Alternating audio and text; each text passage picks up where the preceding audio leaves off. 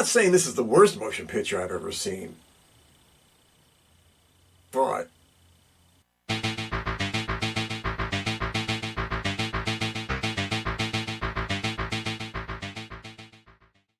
okay, everybody, today we're going all the way back to the year of 1982 to look at one of what was a plethora of sword and sorcery type flicks. And ironically, this thing is actually named The Sword and the Sorcerer. But before we go any further, before we dig into this old, semi-forgotten, whatever gem anymore, once and again, and as always, to the trailer.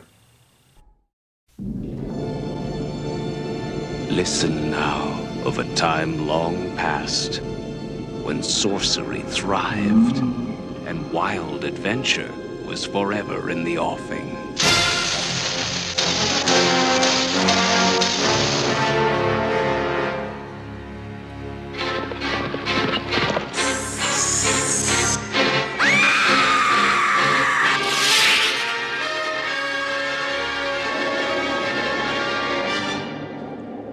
A deadly sorcerer is called out of nightmare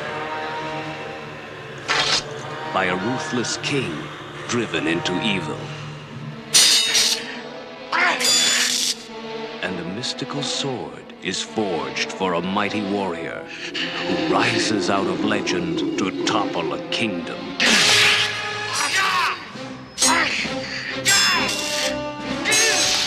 The Sword and the Sorcerer.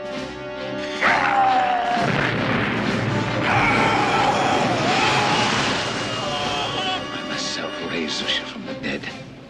Little did I know what I let loose upon the world. Tell us where he is and save us all.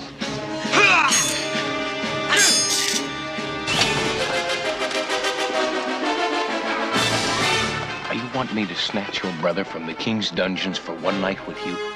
That's a slim bounty for such a task. Why, you bastard.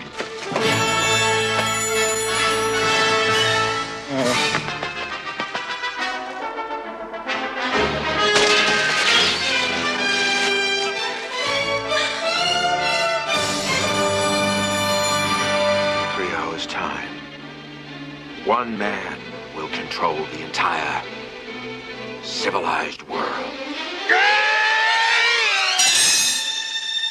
Cromwell's power, Cromwell's bride, and Cromwell's flesh! Tell me why! A titanic struggle between good and evil that determines the fate of an entire dynasty.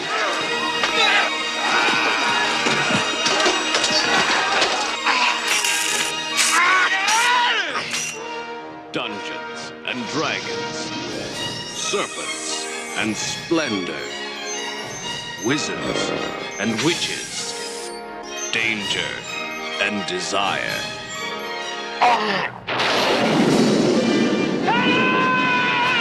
And the mightiest of all heroes, in the greatest of all adventures. The Sword and the Sorcerer. Okay, this motion picture was directed by Albert Pyun. Name means nothing to you. Let's go through the list anyway. He directed Vicious Lips. He directed Cyborg. Come on, you remember that with Bomb Dom. And Alien from L.A. And Aliens Going Wild. And Doll Man. And Bloodbath. And Kickboxer. Not one, but yeah, the second one too. Road to Hell. Brain Smasher. A Love Story. Mega Doom. You get the ballpark he plays in. You get it. Okay, playing Talon. Lee Horsley. Doesn't jump out at you? Let's go down memory lane. We're talking about he's been in movies like The Hateful Eight. He has been in Showdown in Area 5 and Django Unchained. But really, he's a TV guy. We're talking about Nero Wolfe and Paradise and North and South 2 and Hawkeye. He was on Love Boat and Body of Evidence and Dolly. But he will always be, to anybody from the early 80s, Matt Houston. Remember he used to drive a big car, with Pamela Helmsley from, Buck Rogers. Whatever, what it was. Let's keep moving. Playing Alana, Kathleen Beller. Let's take another look down memory lane. She was in a flick called The Betsy. She was also in Fort Apache, The Bronx, but really TV. Search for Tomorrow, Hawaii Five-0, Barnaby Jones, The Blue and the Gray, $6 Million Man, The Bronx Zoo, Murder, She Wrote. She was in that little TV movie, Are You in the House Alone? And of course, she was on Dynasty, which was really probably her main claim to fame. And she married Thomas Dolby, the musician, blinded me with science. But anyway, that's the... By the way, go see The Betsy if you... Whoo! Playing Lord Mikah, Simon MacCorkindale. What? Nobody remembers? You should. We're talking Jaws 3. We're talking he was also in Wing Commander. But again, TV, Falcon Crest, Counter-Strike, Poltergeist the Legacy, Relic Hunter, Casualty, Heart to Heart, and of course, much like Cop Rock, one of the most ridiculous and forgotten television shows in the history of mankind, Manimal. Half man, half animal, Manimal. And playing Count Machelli, George Maharis. TV, folks, TV. Let's run the numbers. We're talking about he was in stuff like Naked City and Search for Tomorrow and The Most Deadly Game and Murder, She Wrote and Mission Impossible and The Bionic Woman and Fantasy Island and Rich Man, Poor Man and Barnaby Jones, but most famously from Route 66. Anybody even remember that? Jesus, well, I know if you're my age you can kind of, but you young people even remember that? Xerxes or whatever the frig his name was, whatever, the wizard, the demon, the whatever the fuck he was, I don't even know. Richard Moll. Long list of credits. Let's run the numbers. And he just died, sadly. But back on track. We're talking about he was in things like Sidekicks and House and Jingle All the Way and the Flintstones and Evil Speak and Caveman. Remember that shit with Ringo Starr? Whatever. But tons of TV.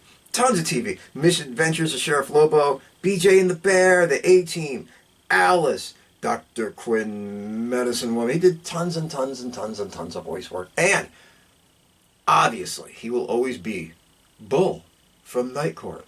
The big, hulking, but lovable oaf guy that used to be the bailiff. Come on. And playing Cromwell. Legend. B movie royalty. We say no more. Richard Lynch. Let's do this. We're talking about he was in the 7-Ups. He was in Death Sport, Invasion USA, and Steel, and The Happy Hooker, and Cyborg 3, and Delta Fox, and Alligator 2, and Lockdown, and Maximum Force, and he was in Rob Zombie's Halloween, and Invasion Force, and every TV show you could possibly imagine, and ironically, including both Manimal and Matt Houston. Ha! So, he worked with the other stars of this motion picture on their TV shows, while simultaneously being every TV show and B-movie flick ever created. Richard Lynch, there will never be another. And there's some other faces, just keep an eye out. I mean, I'm only going to give you a few, but there's way more. We're talking like Anthony DeLongis, he was in Roadhouse. He was in Circuit of Iron. And we're talking about Robert Tessier, who was in The Deep and The Longest Yard. And Jeff Corey, True Grit, Butch Cassidy and the Sundance Kid. And there's a bunch more. Maybe not the biggest names in the world, but as soon as you see them, you're going to be, I've seen that face a million times. And they're kind of just loaded into this little flick. It is what it is. Let's keep moving. Okay, everybody, I'm going to give you the story in like 90 seconds or less. It's so convoluted with so many plot twists and backstabbings, you're going to think you're watching Bret Hart and Shawn Michaels at a Canadian wrestling event. Haha, is what it is. Let's do this. Let's make it short, fast, so we can keep it entertaining, keep it moving, and get to it. Much rather be, oh yeah, the summation. This motion picture starts out, you got this guy, Cromwell, and he is going into this cave, and he is searching out this thing that he's bringing back to life with this sorceress chick, wizard chick. I don't know who the hell she is. It doesn't really make a difference. Who cares? Anyway, they bring back from the dead or awaken or whatever, basically Richard Moll, who is this dark wizard sorcerer, blah, blah, blah. Sorcerer wizard says, hey, why are you waking me up? Why are you reinvigorating me? Why are you bringing me back to life? Fucking whatever. And he says, well, I've been trying to take over the kingdom of King Richard. I have failed in attempts 4 or 5 times, and I feel with you by my side that I will be able to overtake his kingdom. So the two of them join up, and they go out there, and they actually start now kicking the shit out of King Richard's kingdom. It's just the way it is. But Cromwell doesn't want any shit. He doesn't need the old wizard anymore. So he stabs him in the chest. The guy jumps off a cliff to get away. You don't know what happened to him. But you do find out King Richard and his family. King Richard died, whatever, it doesn't make a difference. But anyway, his family is trying to escape. And he has this one son, Talon, who sees his mother beheaded and his family slaughtered. And he winds up running away with a wounded hand, blah, blah, blah. Cut multiple years later. Now, Talon is all grown up. He's like this mercenary, legendary warrior, blah, blah, blah, blah. He's got these guys that follow him around, does their thing. Whatever it is, who really gives a shit. But also, Cromwell is now being threatened by an internal rebellion after he's taken over the kingdom and he's the king, you know, King Titus, Cromwell, all this other kind of shit, from what people feel is the new heir to the throne.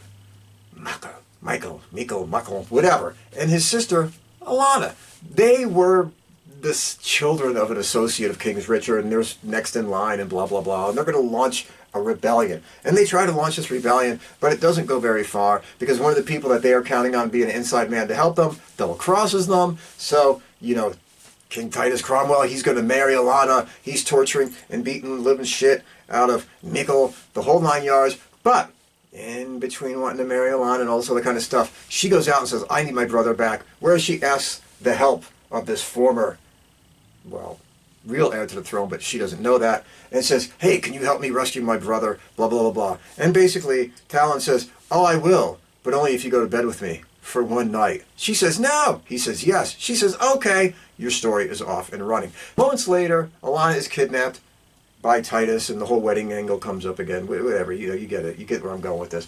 But Talon goes off.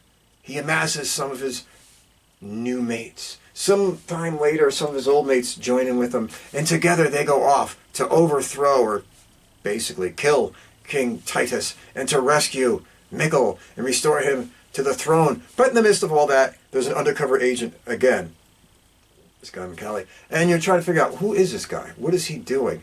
And underneath all of that, you have the subplot that Richard Moll is roaming around trying to get revenge on King Titus for basically trying to kill him and betray him. How does it all play together in the end?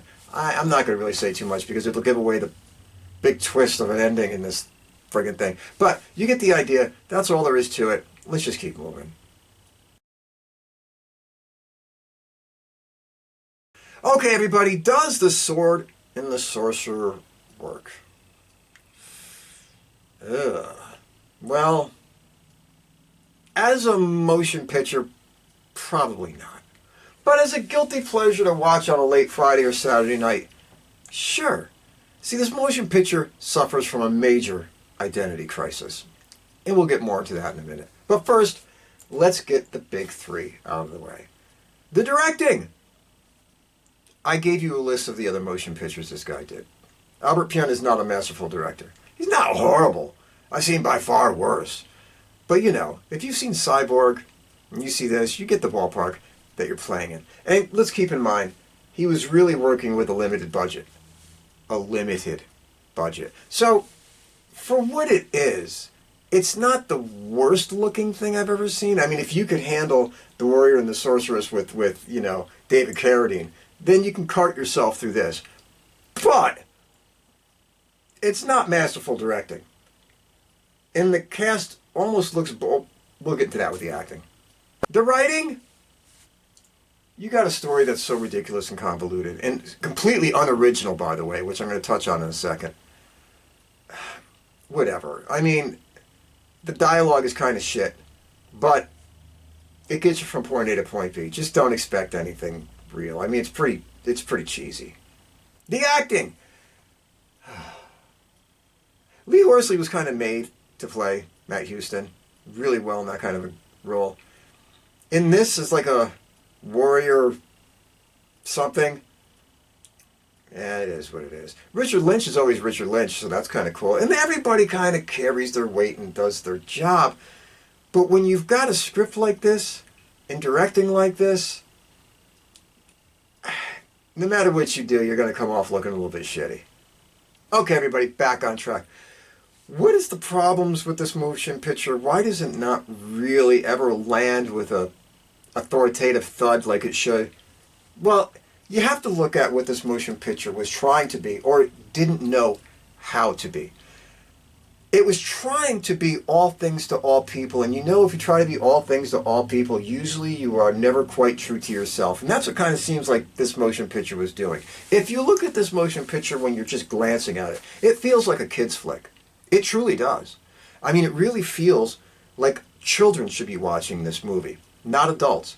But in that, they stuck enough TNA in a couple violent scenes to take this from, at best, a PG movie, or at least a G concept that should have been a PG movie, and inflate it into a rated R flick.